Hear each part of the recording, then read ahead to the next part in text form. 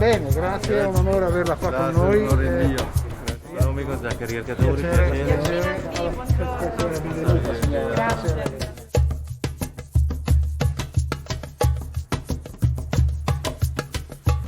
Domenica 13 giugno ha fatto visita a Cittafiera la delegazione diplomatica marocchina che in accordo con l'ambasciata rimarrà in regione fino al 15 giugno.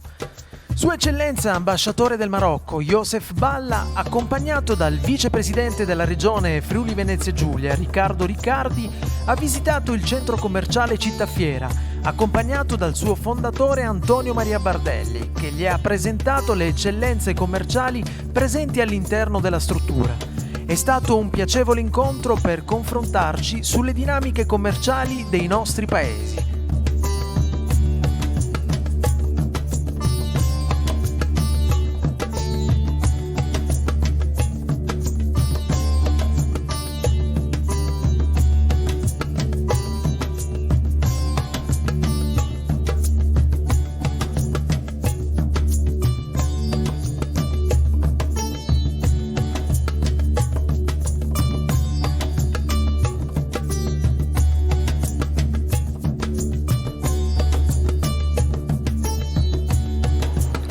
Sua Eccellenza Ambasciatore del Marocco Youssef Balla è in visita qui in regione.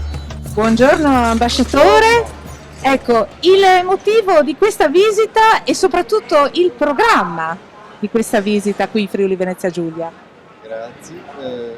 Il motivo della visita certamente è rafforzare i rapporti del Marocco con la regione. È una regione dinamica, attiva economicamente, imprenditoriale. Quindi c'è grande interesse dal Marocco di rafforzare i suoi rapporti con la regione, con l'imprenditoria della regione. A livello, certamente, quando parliamo dei rapporti economici, commerciali, ma anche umani e culturali.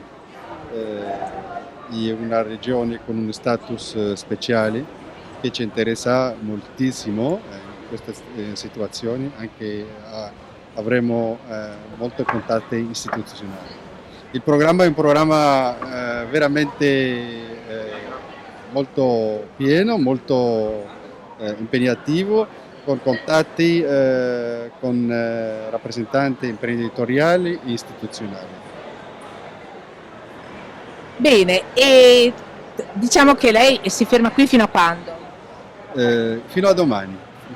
Quindi si ferma fino a domani e quindi domani come si concluderà la sua giornata?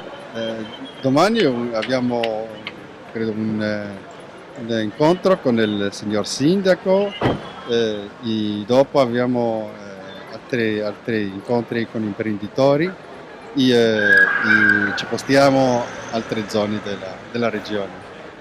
Grazie ambasciatore, grazie della sua permanenza qui. Grazie e buon ascolto.